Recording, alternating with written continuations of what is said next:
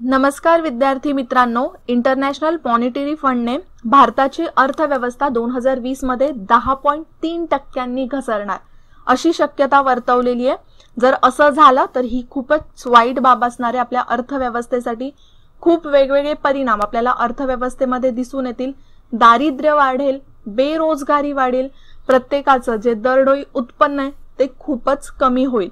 ठीक आहे, मग भारताची अर्थव्यवस्था जर 10.3% घसरली यावर्षीसाठी तर गेल्या 4 वर्षांमधली भारताची सर्वात वाईट कामगिरी आहे असं म्हणता येईल। ठीक आहे, पण तिथेच बांगलादेशच्या बाबतीत एक शक्यता वर्तवली आहे, ती खूपच सरप्राइजिंग आहे। बांगलादेश बाजी मारणारे कशा बाबतीत, तर जे बांगलादेशचं जीडीपी रेट आहे ते भारतापेक्षा जास्त असणार आहे। जिथे भारताची अर्थव्यवस्था घसरणार आहे तिथेच बांगलादेशची अर्थव्यवस्था, बांगलादेशच्या दरडोई उत्पन्नामध्ये वाढ होणार आहे। तर आता या दोन्ही गोष्टी आपल्याला समजून घ्यायच्यात। त्याचप्रमाणे आपल्याला या लेक्चरमध्ये इंटरनॅशनल मॉनिटरी फंड बद्दल सुद्धा थोडीशी माहिती घ्यायची आहे। परीक्षेच्या दृष्टीने जेवढी महत्त्वाची माहिती आहे ती आपण सगळी या लेक्चरमध्ये कव्हर करणार आहोत, तर नीट लक्ष देऊन बघा। या आधी सुद्धा वर्ल्ड बँकेने इंटरनॅशनल मॉनिटरी फंडने एप्रिल महिन्यातच काही आकडेवारी आणली होती समोर, काही शक्यता वर्तवल्या होत्या, पण आता ही नवीन आहे त्यामुळे खूप महत्त्वाची आहे। ठीक आहे, मग या लेक्चरची पीडीएफ तुम्हाला आपल्या विजन गव्हर्नमेंट जॉबच्या टेलिग्राम चॅनलवर मिळेल। तसंच तुम्ही ऑडिओ लेक्चर सुद्धा डाउनलोड करू शकता आणि महत्त्वाचं म्हणजे विजन स्टडी ॲप हे तुमच्या मोबाईलमध्ये डाउनलोड करा। त्यातून तुम्ही तुमच्या परीक्षेची एकदम परिपूर्ण तयारी करू शकता। जसं त्यामध्ये पीडीएफ नोट्स अवेलेबल आहेत ॲपमध्ये, ते तुम्ही कधीही वाचू शकता। अगदी फ्री मटेरियल आहे, स्टडी मटेरियल, ते सुद्धा तुम्ही वाचू शकता। आणि त्याचप्रमाणे काही कोर्सेस सुद्धा आहेत, तर त्या कोर्सेसना सुद्धा तुम्ही एनरोल करू शकता। ठीक आहे, मग आता आपण वळूया आपल्या लेक्चरकडे।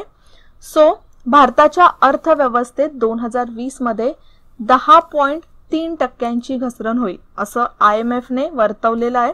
असा अंदाज आंतरराष्ट्रीय नाणेनिधीने वर्तवलाय। आंतरराष्ट्रीय नाणेनिधीलाच आपण म्हणतो IMF। ओके, खूप महत्त्वाची इंटरनॅशनल ऑर्गनायझेशन आहे, नेहमी यावर परीक्षेला प्रश्न विचारले जातात। पण जिथे 2020 मध्ये एवढी घसरण वर्तवली आहे तिथेच 2021 चा जो अहवाल त्यांनी सादर केलाय किंवा जी शक्यता सांगितलेली आहे, तर भारतीय अर्थव्यवस्था 2021 मध्ये 8.8% वधारेल असा सुद्धा अंदाज दिलेला आहे। बघा, म्हणजे 2020 मध्ये 10.3% ने ही अर्थव्यवस्था आपला जीडीपी रेट घसरणार आहे, तिथेच 2021 मध्ये 8.8% वाढेल असं सुद्धा सांगितलेली आहे। म्हणजेच एकीकडे बॅड न्यूज आहे तर एकीकडे गुड न्यूज आहे। ओके, पण जर समजा 10.3% घसरली जसं मी सुरुवातीला सांगितलं, तर त्याचा परिणाम आपल्या भारतीय अर्थव्यवस्थेवर खूपच वाईट दिसून येईल। त्याचप्रमाणे जगाच्या अर्थव्यवस्थेबाबत सुद्धा IMFने काही आकडेवारी आपल्या समोर आणलेली आहे। जगाच्या अर्थव्यवस्थेत 4.4% घट होईल असं सांगितले। आता ही पूर्ण जगाची अर्थव्यवस्था, वर्ल्ड इकॉनॉमी बद्दल बोललं जाते। ठीक आहे, आणि तिथेच जगाची अर्थव्यवस्था 2021 मध्ये वाढणार आहे 5.2%। तर ही सगळी आकडेवारी खूप महत्त्वाची आहे। तिथेच अमेरिकेच्या अर्थव्यवस्थेत सुद्धा 5.8% घसरण होईल असं त्यांनी सांगितलेलं आहे। ठीक आहे, आणि सर्वात जास्त घसरण ही भारतामध्ये होणार आहे। जर समजा भारतामध्ये 10.3% घसरण झाली ना, तर हा खूप आपल्याला वाईट परिणाम दिसणार आहे। सध्या जर आपण बघितलं तर दक्षिण आशियातला सर्वात गरीब देश ठरेल, तिसरा सर्वात गरीब देश ठरेल। सध्या 2 सर्वात गरीब देश आहेत, एक आहे ते म्हणजे पाकिस्तान आणि दुसरा आहे ते म्हणजे नेपाळ। आणि जर 2020 मध्ये 10.3% आपल्या देशाची अर्थव्यवस्था घसरली तर आपण जाऊ 3ऱ्या क्रमांकावर। ठीक आहे, एकीकडे आपण म्हणतोय की भारत पुढे महासत्ता बनणार आहे, पण आता या ज्या काही रिझन्समुळे इकॉनॉमी जी घसरते त्यामुळे भारतामध्ये पुढे जाऊन आपल्याला खूप गरिबी बघायला मिळू शकते। ठीक आहे, पुढे दरडोई उत्पन्नात बांगलादेश आता भारताला मागे टाकणार आहे। तर आता हे कसं मागे टाकणार आहे, तर आता हे सरप्राइजिंग आहे असं आपण म्हणतोय, पण बघायला गेलं तर लास्ट काही वर्षांमध्ये जी बांगलादेशची अर्थव्यवस्था आहे ती विकास करत गेली आहे, म्हणजे विकास दर त्यांचा हळूहळू वाढत गेलाय आणि भारताच्या अर्थव्यवस्थेमध्ये जीडीपी रेटमध्ये घसरण होत गेली आहे। त्यामुळे आता आपल्याला ही परिस्थिती दिसून येते। तर 2020 मध्ये बांगलादेशचा जीडीपी 4% वाढेल अशी शक्यता दर्शवली आहे। जिथे 10.3% आपण घसरतोय तिथे बांगलादेश 4% वाढणार आहे। 2020 मध्ये हे तर 5.4% वाढण्याची शक्यता आहे. एक कंपॅरिझन आपण केलं ना तर 5 वर्षांपूर्वी जर बांगलादेशचा आपण जीडीपी बघितला तर भारताचा जीडीपी बांगलादेशपेक्षा 40% जास्त होता. बघा म्हणजे आता किती डिफरन्स आपल्याला इथे आढळून येतोय. पण हे असं अचानक नाही झालेलं आहे. लास्ट 5 वर्षांपासून बांगलादेशच्या जीडीपी मध्ये सतत वाढ होत आलेली आहे. जसं दरवर्षी बांगलादेशच्या जीडीपी मध्ये 9.1% वाढ होते आणि तिथेच आपण भारताचा जर जीडीपी दर बघितला तर तो 3.2% इतकाच राहिलेला आहे अप्रॉक्सिमेट. ओके, म्हणजे जर ॲव्हरेज आपण बघितला तर 3.2% एवढाच राहिलेला आहे. पण तिथेच बांगलादेशचा जीडीपी 9.1%, म्हणजे ऑलरेडी त्यांचं जे ॲव्हरेज आहे ते खूप जास्त होतं आणि त्यामुळे आत्ता जरी घसरण आली असली त्यांच्या जीडीपी रेटमध्ये तरी जास्त निगेटिव्ह मध्ये गेलेलं नाहीये.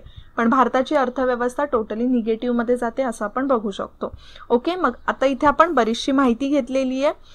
मग आता जीडीपी बद्दल तुम्हाला सगळ्यांना माहितीच आहे. जीडीपीचा दर वाढणं म्हणजेच काय, अर्थव्यवस्थेचा विकास दर वाढणं असा त्याचा अर्थ होतो. तसं जर आपण बघायला गेलं तर नॅशनल इन्कम वेगवेगळ्या प्रकारे मोजलं जातं. काही त्याचे वेगळे वेगळे फॅक्टर्स आहेत. यावर आपण ऑलरेडी भरपूर लेक्चर घेतलेले आहेत. राज्यसेवेमध्ये सुद्धा जी बॅच आहे राज्यसेवेची बॅच त्यामध्ये सुद्धा इकॉनॉमिक्सचे लेक्चर घेतले. त्यामध्ये तुम्हाला समजेलच जीडीपी, एनडीपी, जीएनपी, एनएनपी. ज्यावेळेला आपण एनएनपीला देशाच्या लोकसंख्येने भाग देतो तेव्हा आपल्याकडे दरडोई उत्पन्न येतं. ठीक आहे, मग 2020 मध्ये जे बांगलादेशचं दरडोई उत्पन्न असणार आहे ते भारताच्या दरडोई उत्पन्नापेक्षा जास्त असणार आहे.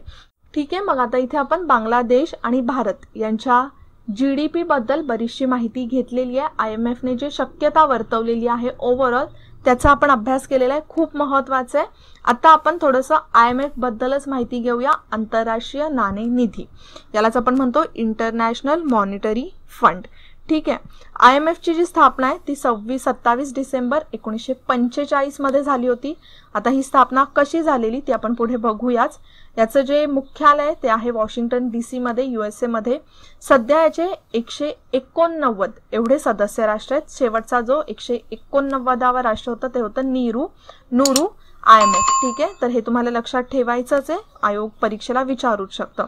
मग आता IMFची जी स्थापना आहे ती कशी झाली आहे, सुरुवात कशी झालेली IMFची जर एक पार्श्वभूमी बघितली तर 1929 मध्ये जगामध्ये मंदीची लाट पसरली होती आणि त्यावेळेलाच मग 1931 मध्ये, बघा यावर ना आयोगाने प्रश्न विचारलेला आहे तर तुम्ही लक्षात ठेवा. 1929 मध्ये मंदीची लाट पसरली, रिसेशन आलं. त्यामुळे 1931 मध्ये इंग्लंडने जे सुवर्ण चलन आहे ते बंद केलं. यावर ऑलरेडी आयोगाने एकदा प्रश्न विचारलेला आहे. त्यानंतर दुसरं महायुद्ध आलं. दुसरं महायुद्ध आल्यानंतर UN ची स्थापना झाली. बऱ्याचशा वेगवेगळ्या ऑर्गनायझेशन्सची गरज भासू लागली. ठीक आहे, मग या सगळ्या गोष्टींनंतर वेगवेगळ्या ऑर्गनायझेशन्स आल्या. पण महत्त्वाचं होतं ते म्हणजे जगाची अर्थव्यवस्था. प्रत्येक देश आपापल्या परीने आपापल्या देशासाठी जे एक्सपोर्ट इम्पोर्ट किंवा जे तुम्ही म्हणू शकता परकीय व्यापार धोरण आहे ते आखत होतं. पण प्रत्येक देशामध्ये काहीतरी एक कोड ऑफ कंडक्ट असला पाहिजे ना. जर तुम्ही परकीय व्यापार धोरण आखताय तर काहीतरी सिमिलर कोड ऑफ कंडक्ट पाहिजे.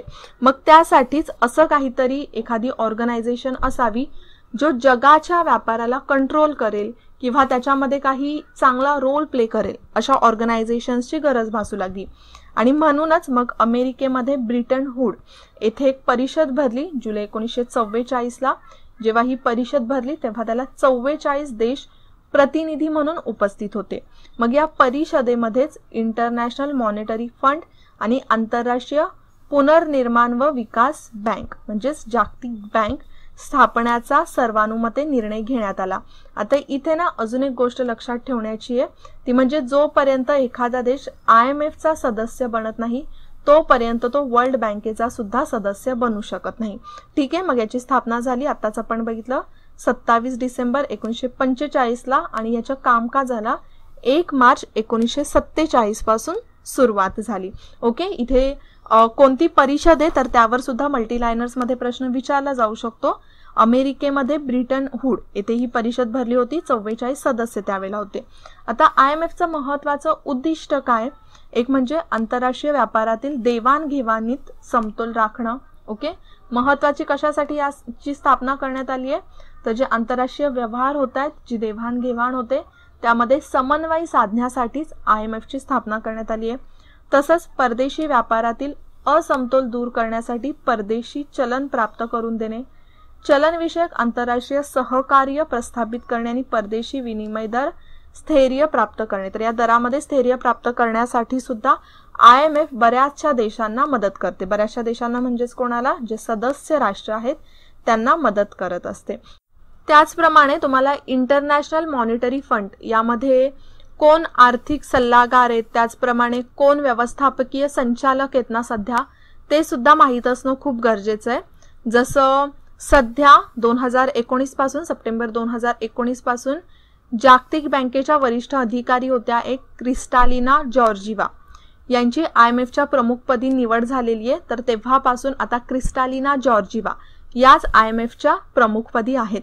तसंच प्रमुख आर्थिक सल्लागार पद हे आपल्यासाठी खूप महत्त्वाचे आहे, कारण की प्रमुख आर्थिक सल्लागार पदी एक भारतीय वंशाच्या प्राध्यापिका आहेत गीता गोपीनाथ। हे नाव लक्षातच ठेवा। 2018 मध्ये त्यांची प्रमुख आर्थिक सल्लागार पदी नेमणूक करण्यात आलेली। काय नाव आहे तर गीता गोपीनाथ। ठीक आहे, तर हे नाव सुद्धा तुम्हाला माहित असलं पाहिजे, परीक्षेला विचारलं जाऊ शकतं। ओके, मग आता इथे आपण IMF बद्दल बरीचशी माहिती घेतली आहे। IMFच्या प्रमुखपदी कोण आहे ते सुद्धा बघितलेलं आहे आणि महत्त्वाचे जे IMFचं अहवाल आलेला आहे तो सुद्धा नीट समजून घेतलाय।